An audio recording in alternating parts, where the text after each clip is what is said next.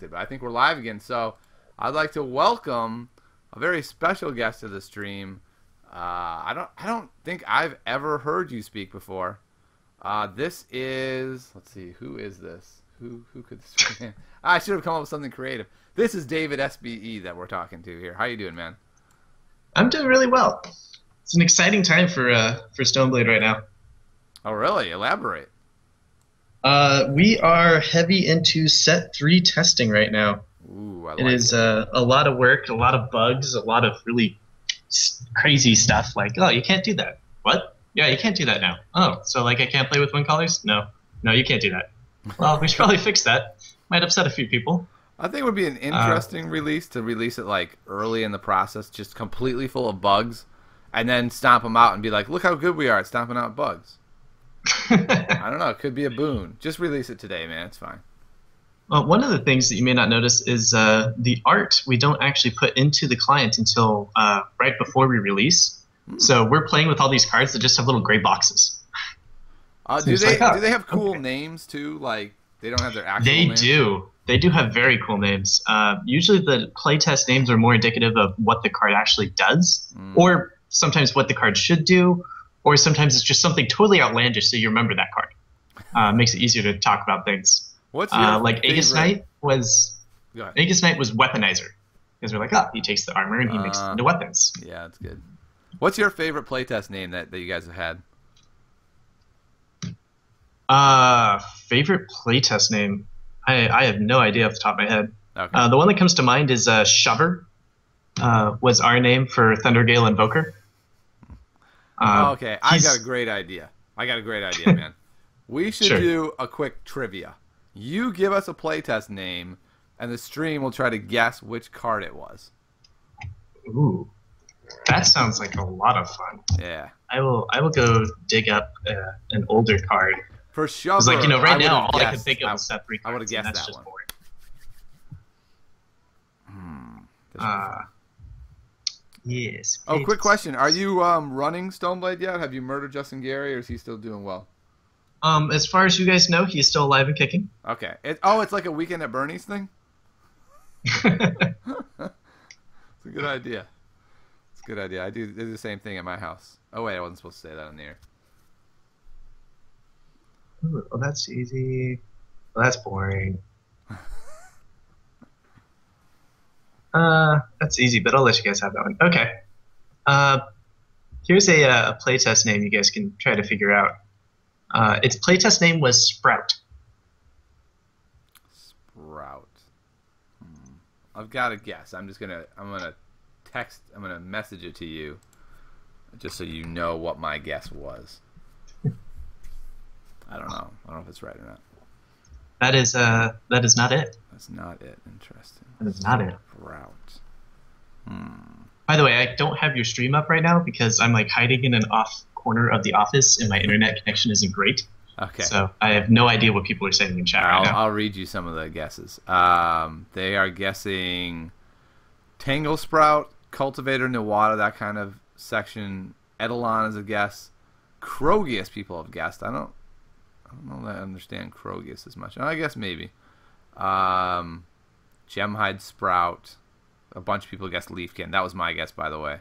So you guys are all wrong who guessed Leafkin. Just like me. Mimicleaf, Botanimate.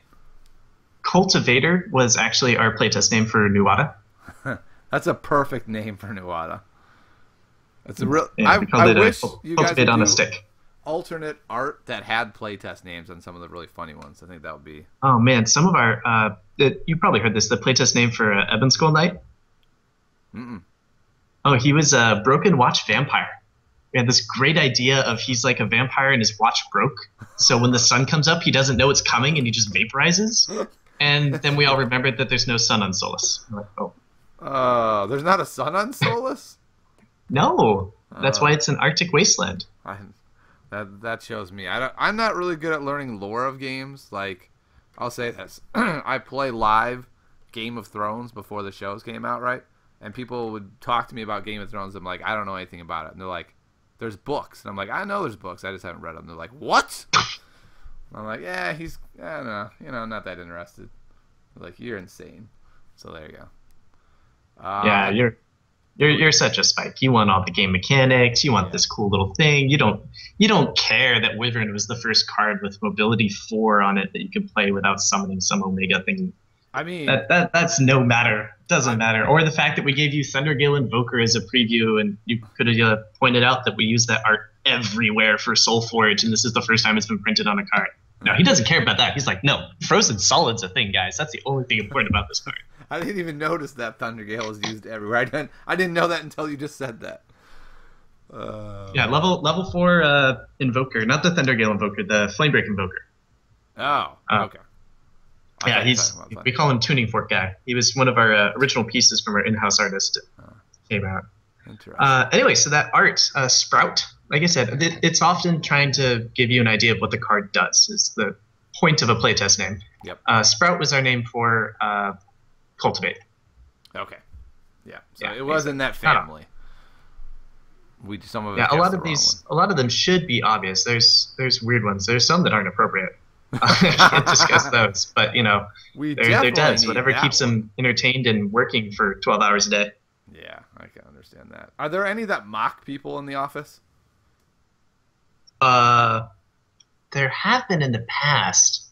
I remember. It's most of those don't actually stick around for a long time. Like for any time we make a set, we usually make 2 to 3 times as many cards as we actually use. So there's a lot of playtest names that never make it on a card. And at some point it just like all meshes in your mind. If you're on the set, you're like, oftentimes, I'll say, oh yeah, they released Frost Shatter Strike. And everybody goes, huh? Like, guys, they released X and X. Oh yeah, that's good. Yeah, I could see that. When you see a card name so long, that's the name of the card. You can rename it something else if you want, but it can be hard to make that connection. Someone's asking if you want to elaborate at all about the 3-piece art for Nether Shriek and why you guys decided to do that for a spell. So actually, it's a matter. I've seen a lot of people speculate on, they were going to make it a creature at first, and then they didn't know what they were doing, and they made it a spell at the end. And no. That was one of Benny's cards. He designed most of 2.1 to 2.3, and that was right off the bat. He just I want to make this card. For those of you who don't know, Doomwing Dire Drake, his original name was Cracklebones. I think we actually previewed the card as Cracklebones, and then we changed the name before we put it in the client. But he wanted to make Cracklebones Jr. He wanted a little tiny Drake that comes into a random lane and kills stuff as it comes in. And he knew pretty quick. He's one of our most knowledgeable in how to build cards. Like there's a technical aspect. You can't just say, I want this card to do this. You actually have to go in and piece together these bits of code to make it all work. And Benny is very good at that piece. He's probably the most prominent on the R&D staff for that piece. But he knew he was going to make it a spell right off the bat. And he's like, I want the token to be different as it levels, and we should probably just use that on the spell as well. So it was known ahead of time, but that was the reasoning. Is we're like, we want the token to be cool. And level 3 is going to fly. We're going to have that as part of the art. So we just decided, hey, why not just put the art on the spell? Yeah, that makes sense. If you're gonna have it on the board, you want it to look different. Any other names you want to try to throw out here? Try to stump us. Let me find one from. Let's find one from 2.3. How about set 8? Give us one from set 8. Set 8. Yeah. Set 8. The Hat Thrower. That's definitely going to be in there somewhere. Thrower. Oh, really? Wow, that seems like an interesting one. It's high variance, but it's the most powerful card in the set. Oh, so. I love it. I can't wait to play it. And then, break the walls as I Hulk rage all over the place. It's going to be wonderful. 2.4. Why does that even exist? Oh. Cindersmoke Wyvern. His playtest name was Wyvern. That's a... That's pretty creative, guys. Gotta give you that one. I like this one. I think I've said this a few times. Flea Farm was from one of the 2.x. Flea Farm. Wow, that's interesting. Flea Farm. I have no idea. Well, we'll let the chat guess on that for a bit. You'll have to give me updates again. I'm really curious about that one. Flea Farm. Huh. Send this to you. You can pull this up somewhere. Don't send them the link, but you can least pull this image up. Sure. I promised I'd bring one of these. Yeah. This is my favorite, by the way. I don't even know what it goes on yet, but it's Nice. It's awesome. Let's see. I'm trying. Let me make sure I have it so it's not going to show up anywhere. Yeah. Okay. We're gonna be good. Oh, maybe no. It should be fine. Oh, wow. I like it. I like it a lot. All right. Some of the guesses so far are Phytobomb. I believe he said a 2-X card. I did. That part. Rotfiend, Mimicleaf, Eidolon, Sower, Uru, Fangwood Bear. That would be hilarious. None of those are them yet. Bear. No.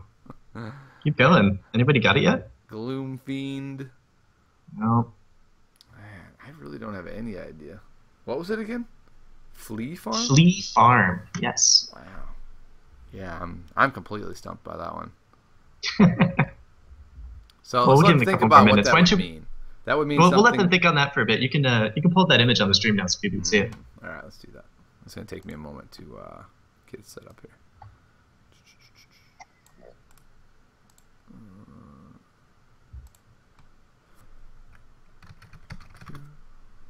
Oh, that already exists, so let's just do that. There we go.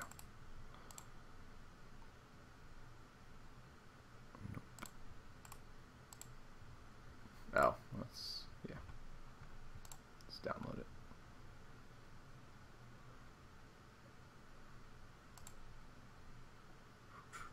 Yeah, it's gonna take me a moment to get it all going. Let's see. I'll read off some more guesses here. They guessed Zithian Host, Sorrow Harvester. Never heard of that card. Fireman Steed, Orion Beast. Is that a real card? Sorrow Harvester? Yeah, that was in one of the 2.3 decks. I'm such a bad person. If it's not tier 1 playable, Tiny doesn't know about it. There are so many cards that I actually don't know exist. People are like, how do you not know that exists? I don't understand. I'm like, I don't know. I never played it. Seems like I took a quick glance at it. It wasn't that great, so I never looked at it again. I like how you've started to amend some of your statements that it's not that this card is bad.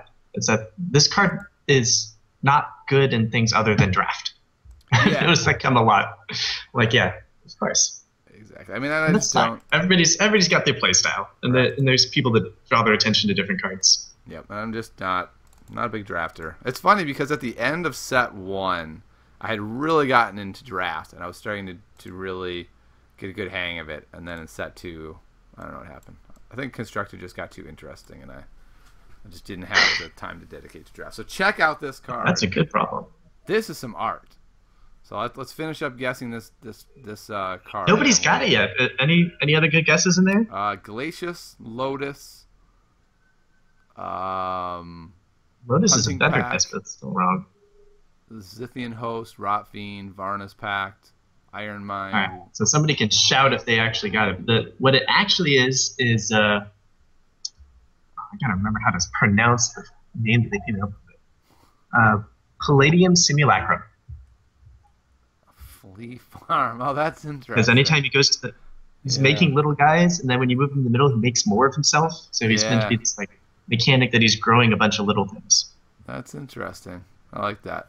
It seems like also a good fit for Mimic Worm if you're thinking along those lines. Mimic Worm would be good for that. Yeah. Check out this art. This art looks insane. I think we should try to figure out what this card is going to be. And of course, David can't really tell us too much. I think this looks like I told you, I don't even know where this one goes on. I'm just like, oh, this is sweet Necreum art.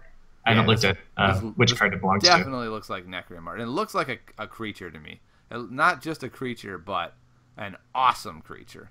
Like, to me, this looks like a legendary. I don't know about you guys. Looks like a legendary. This is probably one of my favorite arts for set 3 right now. There's a lot of good stuff in set 3. If you haven't noticed, our art has been getting progressively better.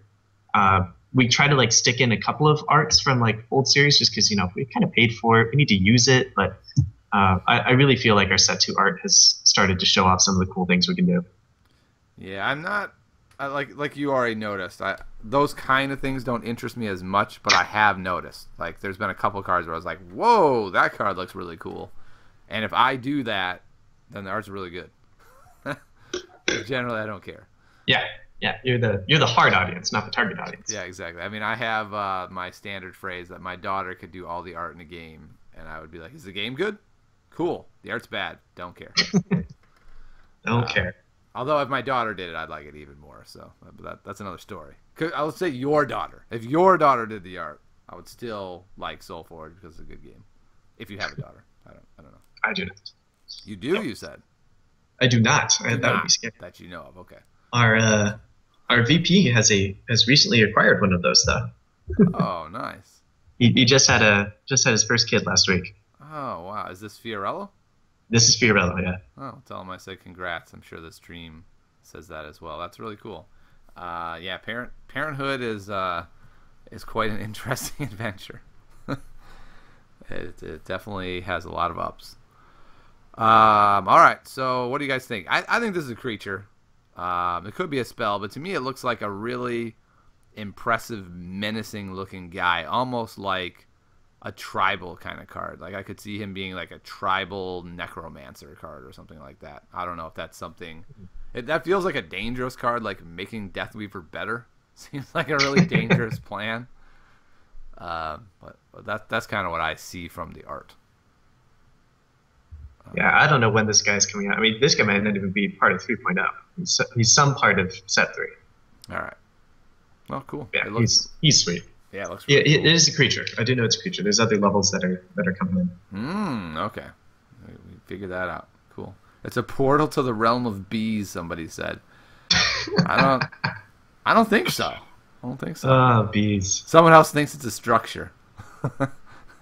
No, I think it's fair to let you guys know this, that it takes a while to, like, this art. I mean, we asked for this art months and months ago, right? Art takes a very long time. You have to get a pencil sketch of what you want to do. Then you have to color it in. Then you have back and forth trying to upgrade it and get it to look just right and fit the theme of Solus. And it takes a long time to do art.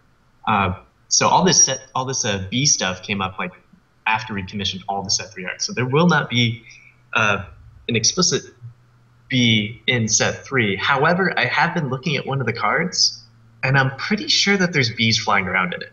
We'll have to see if other people agree that those are bees, but they might be bees. Just say they're bees and be done with it. There's a bunch of them, right? Yeah, just be like, listen, I don't know what you're looking at. Those are clearly bees. You guys are all idiots if you don't think they're bees. And just go that route.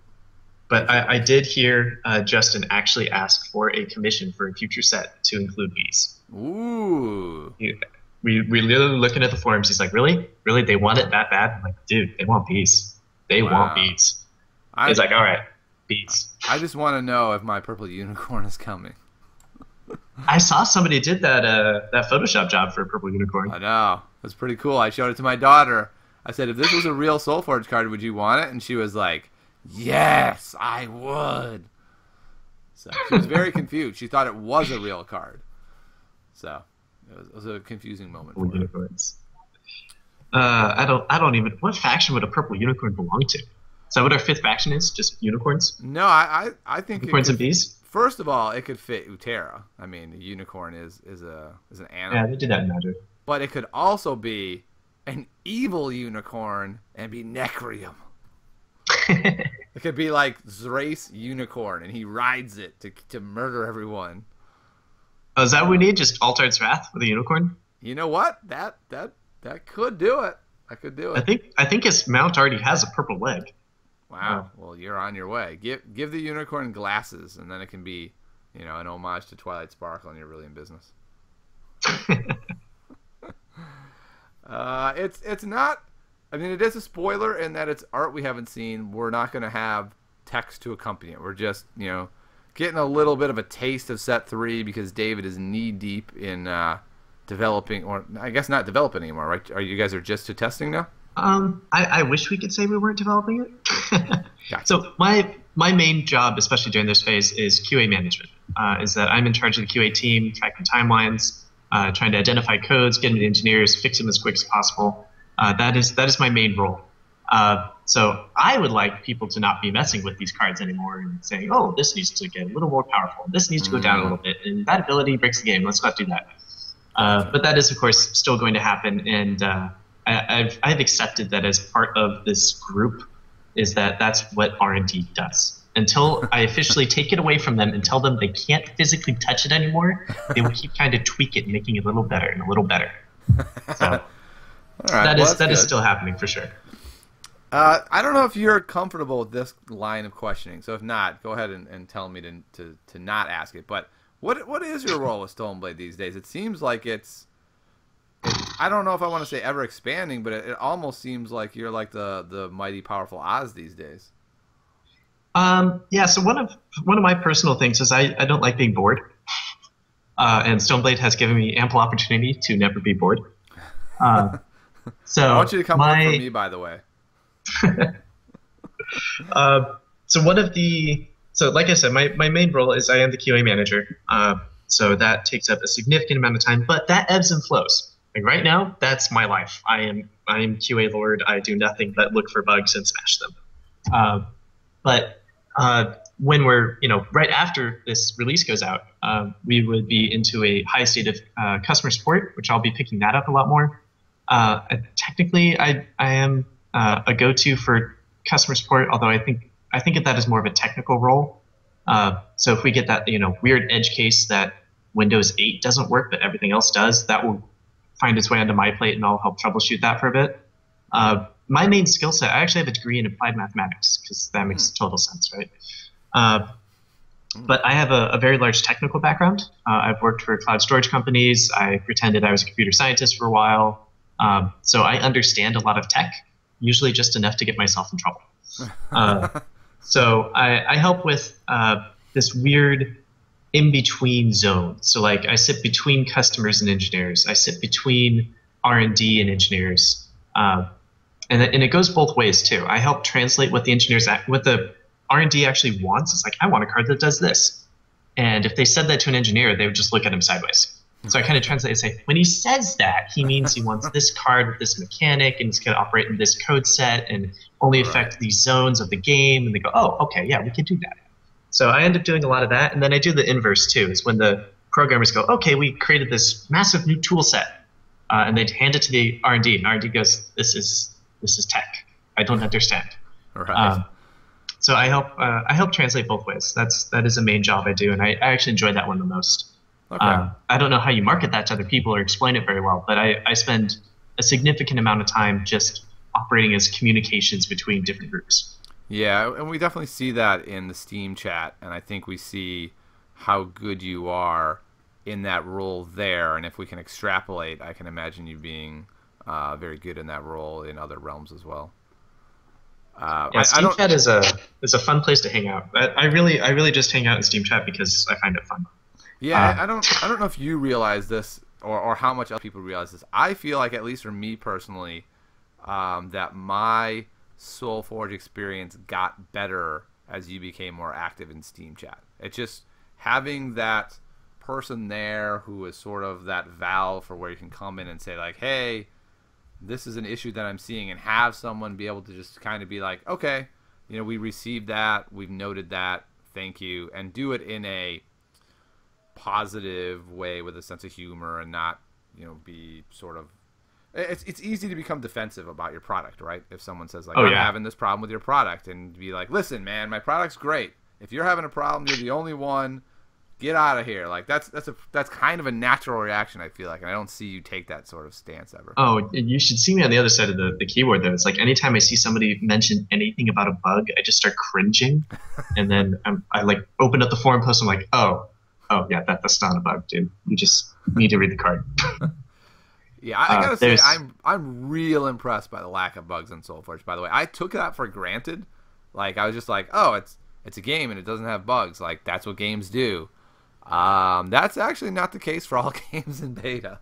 You guys have done a really good job with that. I've sort of noticed I gotta say that has a lot to do with our volunteer QA, which if you guys haven't found out by now, we pretty much stole all of Forge Watch, and they're just hanging out in the dev servers going like, dude, do you realize if you do this, it's an infinite Kitfinity combo, the game blows up? You should probably fix that. I didn't realize that. And other things, I mean, I'm honestly surprised at how little bugs we do, and I think that has a lot to do with our engineering staff is very talented, and just making sure that the product is very solid and can withstand all the craziness that R&D tries to do to it. And on top of that, we have a lot of good play testers, both in the QA and the R&D. I mean, the R&D is very good at just, looking at a card and going, I think this would break the game if, and they'll find those combos there. I mean, we have a very, very talented R&D staff. And I mean, and they're talented in the fact that a lot of them played Magic, and they played Magic professional, right. Which means that their entire existence in the Magic world was based on finding somebody else's game and breaking it, trying to find that combo that just puts them above everybody else. So their ability to find those is very, very strong. I'm very impressed by it. So seeing them work on that stuff, I mean, like somebody noted, we should probably change Mimic Leaf and Leafkin to not allow you to overwrite. I don't know if you guys noticed that, but Leafkin could overwrite before Set 2 released. And he could not once Set 2 released because it would cause an infinite combo with Korok. That's funny. I didn't think about that. Naturally, to prove this point, our R&D guy said nothing to anyone, built a deck with Mimic Leafs and Korok, and on turn 5 went through an infinite combo and killed us. And we're like, okay, we should probably change that one. That's pretty funny. That's how I would like to prove things if I was a playtester as well. Just be like, hey, Kibler, I put this deck together. It seems pretty good. Infinite combo, I win. Sorry. Yeah, no, it might. Or when people find that card, they sometimes they like to utilize the fact that it's broken. Like we had a level gated card in draft the other day, and somebody noticed it was wrong, so they drafted 5 copies of it and just destroyed John in a draft. He was not excited about that for a while. It's like, it's not level gated. I'm just going to use it every turn. That's funny. Let's see. I had another question for you. Oh yeah, I'm gonna try to get you in trouble now. You know how I have to do that. Okay. So, do you want to make any predictions about when Set 3 is coming? I mean, these can be really loose predictions, like end of the year. I'm really hoping for sometime this decade, but things happen and timelines shift. So yeah, timeline shift. We're gonna have to watch that. That's cool. No, I can tell you that everybody here wants it out the door as soon as possible, but there are things that have to happen, and there's a lot of effort that goes into this. This is my first time working at a gaming company, and there's a lot of effort that goes into making these things and making sure that they come out right. And we're constantly tweaking our system and our approach. I mean, one of the things I've noticed is like, wow, we are pretty low on bugs. Are we spending too much time in QA? I mean, if it's just minor stuff that we can fix pretty quickly, is that okay to release? We are in a beta right now. Maybe we should be pushing harder. I mean, you probably noticed over the last few months is that we've changed up our content distribution. It's a lot faster than it used to be. Just because we're like, hey, we're in beta. We're working on these other things. We need to keep our players interested. Let's try something.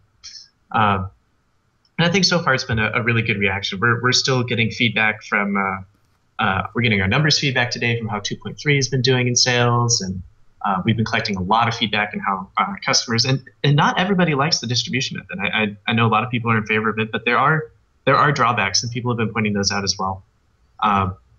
And of course, we want the game to be accessible and open to everybody, and we are a free-to-play game. We do like that aspect.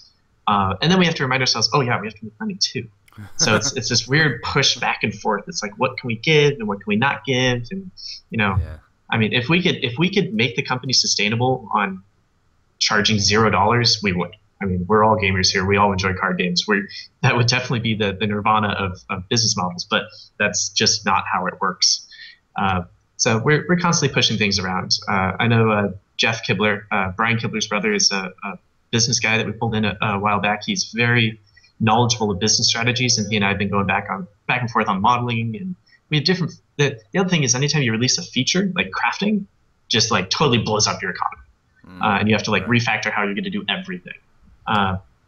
So we definitely have plans for that, and we've been working on it. I don't think you'll see anything major with Set 3 as opposed to Set 4.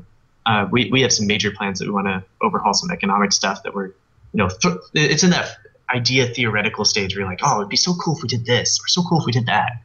And those ideas, of course, are going to get thrown off the table pretty soon. But at least you get to start somewhere where you're like, I think we can run it that way. I don't like this and that. What did you mean by this and that?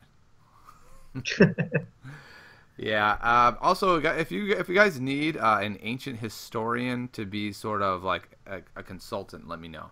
I can help We out. have one of those, but I'm not opposed to a second. Yeah, do you know? I don't know if you've seen the name Eric tossed around at all. Eric Tice. I don't think so. He is our local historian. He has a degree in classics and Oh, like emphasis in mythology or minor in mythology, that something makes a like that. lot of sense, actually. Yeah. So a lot of the naming and all that. That's what he's working on right now. Is he's got his music cranked and his cat on his desk, and he's sitting there trying to come up with names for set 3 cards. Ah, that's cool. Cause We're like, like, yeah, you remember Sile's card that we're gonna have an Allied Tempest? He's like, Allied Tempest. Wait, Aloyan Tempest? I don't have a name for that place yet. I'm like, well, gotta go get on that. Yeah, if you guys haven't figured out, the 4 Allied regions are like this. By the way, everything has lore. It just hasn't all been out there yet. Like Eric has just mountains of lore built up about all these different things, and so like he understands like Asperian is. We just saw the Asperian Steelplate. Is that the bug guy?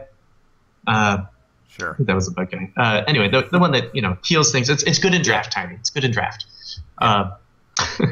Anyway, the Asperia is like this weird mix between Aloyan and Nuterra, and they're working with all sorts of things. He's been talking to me about like nanotech and biology, and of course I have some interest in AI and stuff, other things I covered in college. So we're going back and forth on what would it mean if a group of creatures like the Nuterra got together with all these technosmiths from Aloyan and they tried to build something. Would it be a genetic something? Would it be a hybrid of things, cyborgs, all kinds of cool things. And I really like the direction setting. Like we have a bug with armor. It makes perfect sense. I mean, they're going to just, this guy is already a bug. He's got a hard exoskeleton. We're going to apply some extra polymers to the outside, give him some armor. But notice only if he's with the Aloyan does he get that armor.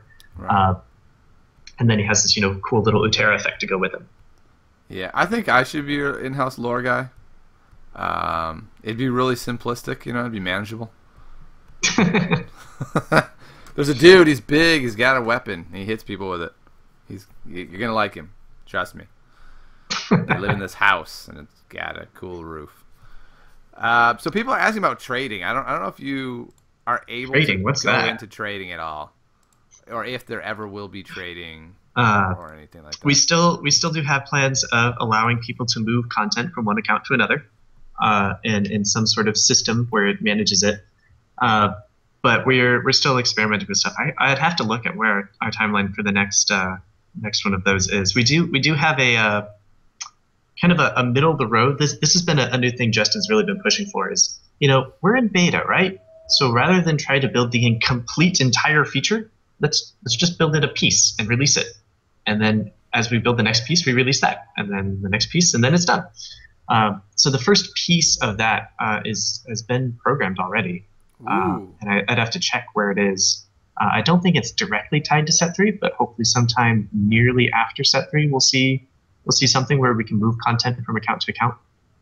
Nice. So we'll keep an eye out for that. It won't be trading right away, but you'll once you see it, Sure. You'll be like, oh, I see what they're doing here. They're going to test out this functionality. It gives us this thing now, and we can move back and forth, measure some perception, find what it does to our servers, and then they can implement something better down the road. Yeah, I think that's a good idea. It also allows you guys to get feedback, which you seem to be interested in and do a good we job love using. feedback. Yeah, so you can get a feedback like, this is not at all what we're interested in, or this is the sort of thing with maybe this extra functionality, and you guys be like, oh yeah, that's a good idea. We hadn't completely realized you guys want this specific piece with it. So yeah, that's exciting news. This is a good opportunity to point out that we do read a lot more than we respond to on all of our medias. I happen to know that my Pandora goes off weekdays at 8 a.m. And the first thing I do is I leave it running, and I pull out my phone, and I go check whatever the most recent forum posts are that I missed over the last 8 hours of sleeping. Then I go check the res I have and what people have been posting about. And then I wake up, go to work, and as soon as I get into work, I start with Steam chat and see what's going on there. I mean, honestly, that's one of the great things. It's like just pulling up the Steam chat. If the servers are down, or there's some chaotic issue going on, or the card of the day exploded, or something like that, as soon as I log into Steam chat, usually someone's like, you there, go fix this. I'm like, oh, okay, that's a good way to handle response times. And then being just online throughout the day is really helpful with that as well. I mean, I can't always be online, and I'll definitely be chilling in that chat room a lot more often than I'm reading it. I kind of wish that I had that whole streamer thing you guys got, that if somebody calls your name, it would like ping it in white or something. But anyway, the point being is, like, anytime I go to a coffee shop or something, usually the first thing I do is I pull up my phone and I check Reddit and I check our forums and just see what people are chatting about. Checking out whatever the Spike Ching, is that the guy who's making the daily posts? Yeah, the daily, what are they, polls or something? No, they're questions of the day, and their point is to try to get lurkers in the forums who don't usually post to like put their opinion out there. So he's like trying to give out pressing ideas of here's a question. Do you want to answer it? Do you want to answer it? It's like trying to just prod them into talking. And honestly, some of them are very scary. Like, what would you, as a Stoneblade employee, a Stoneblade CEO, what would you do for the day? And I'm like, oh man, this is gonna be nasty. But it actually came back as a lot of really useful feedback. Some of it is stuff that we hear over and over and over. Variants and how to fix variants and fix the shuffler. And we don't like how this works and that works. And that's it's been discussed a lot, and we have a lot of things in Set 3 to help with that. Basically, we're not really open to any feedback until you've tried what our new mix is with Set 3. Because I know Justin's already spoiled consistent, and we have multiple other mechanics that are going to help with that. So I'm a little fearful that our skilled players are just going to start dominating even more. That is a legitimate fear. It sounds like you want to spoil one of these mechanics. I have my pen ready. What's it called? It's called Not Ready for Spoiling. You gotta remember, I'm the QA guy. I don't want anything to go out the door until I've like overly tested it and I know it's perfect and ready to go. David, that's a really laborious term. Not ready for spoiling. I really think you guys. I hope that's just a play testing term and it has a better one word way to summarize it when it gets out the door. Sure. All right. Well, I think it's interesting. Yeah, it's the spirit. I mean, we want to tell everybody everything right now. We just want to be like, oh my gosh, this cool mechanic does all these things, and then tomorrow we'll find out, oh, that mechanic totally doesn't work. Let's pull that back. Right. Have this instead. I kind of feel like that's structures. Like I feel like you guys learned a little lesson with structures. Like we have this awesome idea, and then for the end of time, people are gonna be like, hey, David. Structures. Yeah. And you're like, it's set 28. All right. Just let it be. Yeah. Oh, structures. Yeah. I really like the idea of structures. It adds another dynamic to the game. But really, our game has so many things going on. I'm a little fearful if I as a player had to keep up with structures right now. Just be like, oh man. Yeah, structures are very cool. Eventually, they will come back. But we have so many other cool things that we want to get out before them that I don't think you'll see them for a while. Gotcha. But I do know the code still supports them. Every time I have to do a drop down of what card type it is, it's like, is this a creature? Is this a spell? Or is this a structure? Ooh. Those are my three options. Ooh. That was a spoiler right there. There's not a fourth option yet. Look at that. we extracted a spoiler from David. You guys are too skillful. I don't know if you're interested in playing a game or what kind of time you have, but I've never actually seen you play Soulforge. I'm not convinced you can. Oh, I'm not convinced I can either. I'm terrible at Soulforge. That was supposed to be a way to motivate you to be like, oh, really? Oh, really? Oh, no. And I've told people this before. I'm the Timmy. I'll build that stupid deck that just like 1 in 10 shot is going to pull out the Krogius on 3.1. I'm happy. I'm totally fine with losing records. I've gotten a lot better. I mean, just hanging out in the R&D room is enough to improve your Soulforge play. And then I get to watch this other streamer who makes all these misplays I can learn from. So that's really been helpful as well. Would that be Hectares? My Soulforge game. Is that Hectares?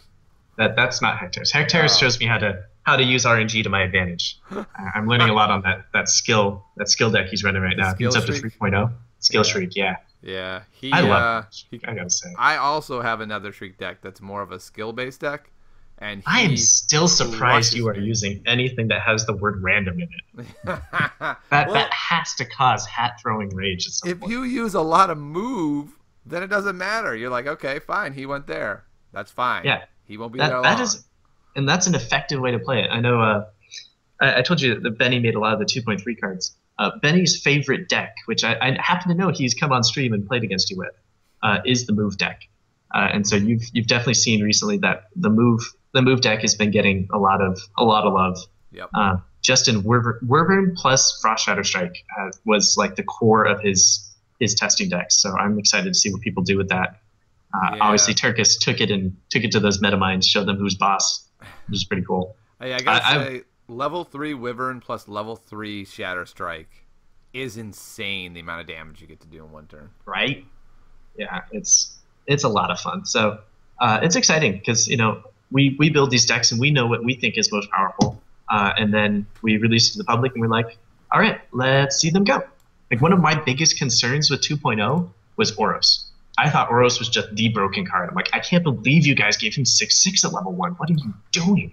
Like this guy's just gonna wreck the game and he's gonna be included. And they're like, yeah, anybody running Utera is probably gonna include him. Some people will probably be mono and then splash Utera just for him. And I'm like, oh man, that sounds terrible, guys. And then it comes out and I'm like, oh, Yetis?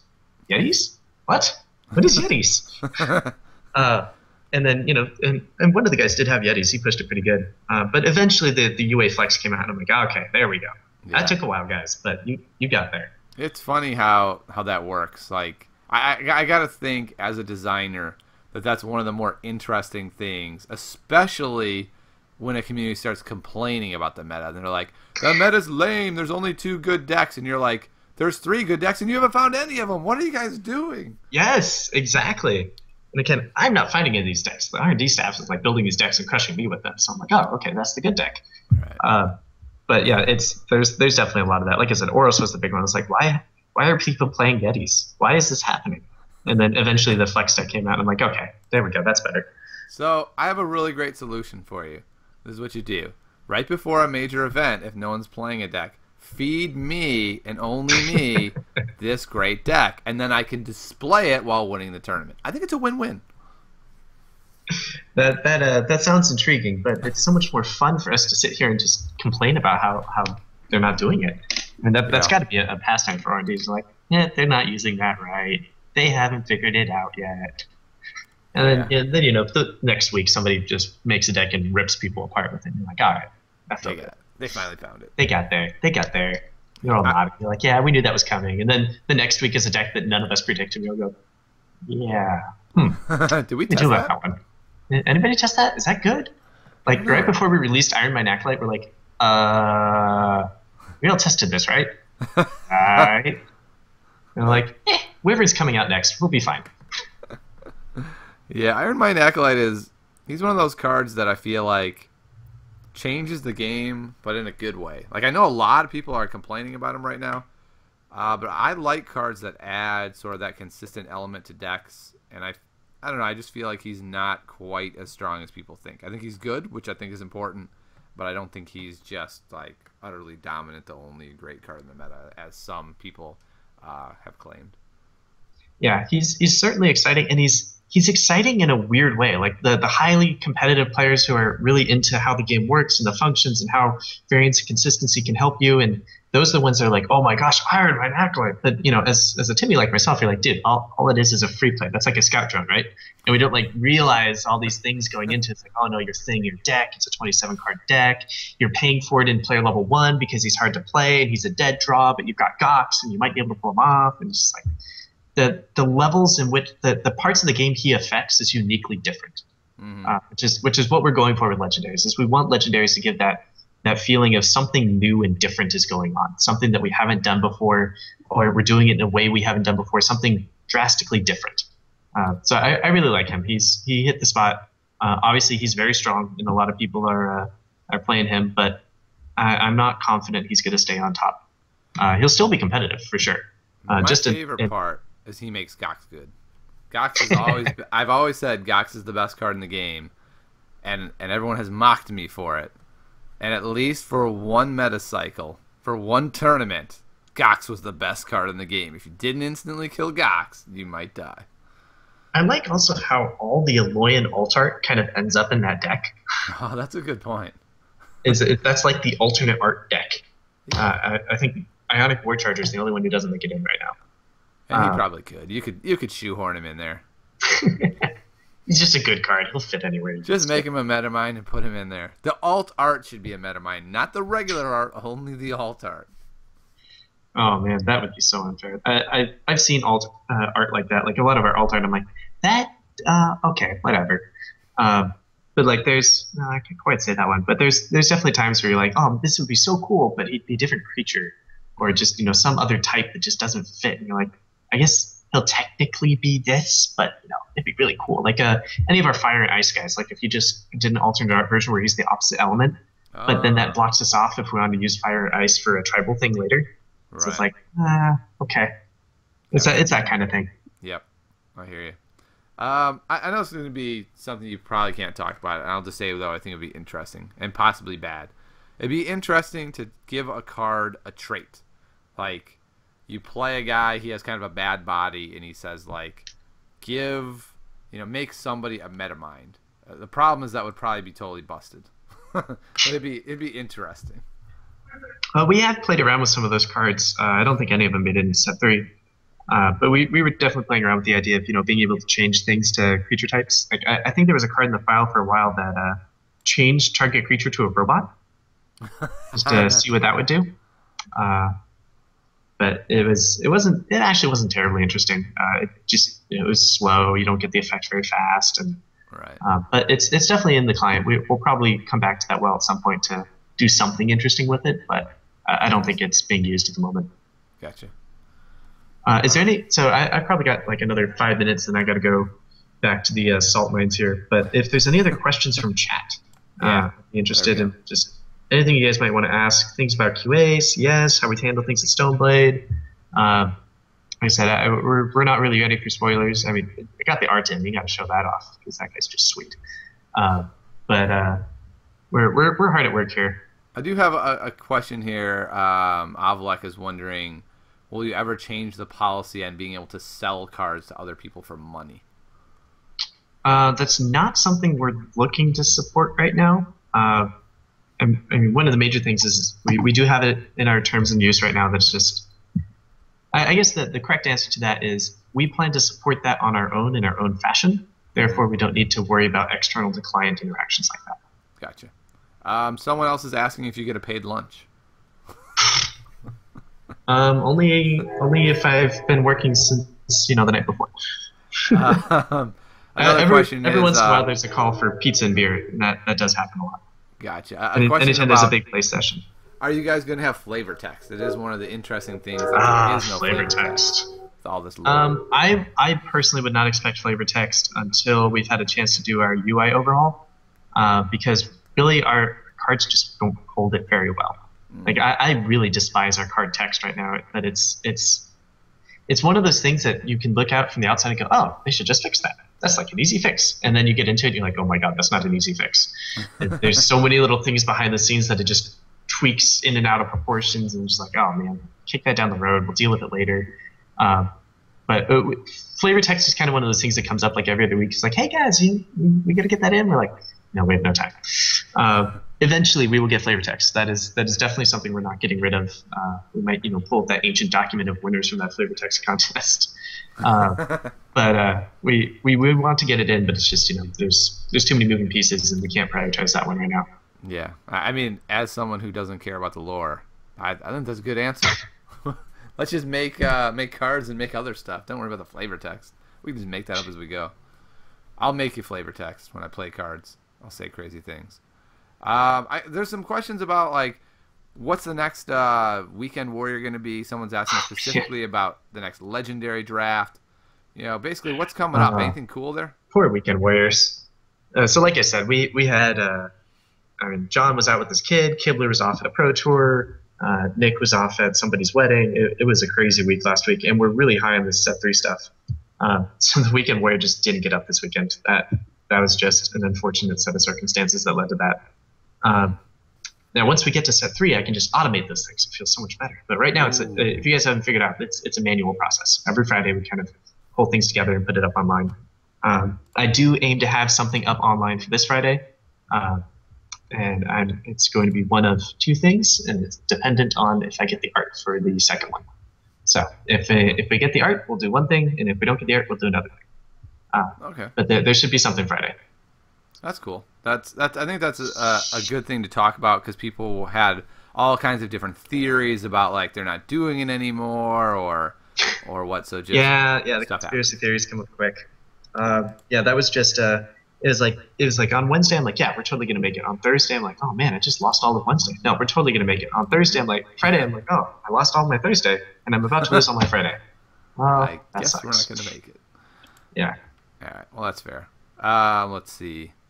Oh, it looks like there's one more question here. Are there? Oh, here's a question. Are there any plans to make older cards more available to newer card players? I think that's interesting because that's what crafting did or forging. Yeah, crafting, forging definitely helps with that. And then we get the other side of the argument too. Is we want the new cards to be more available to us players.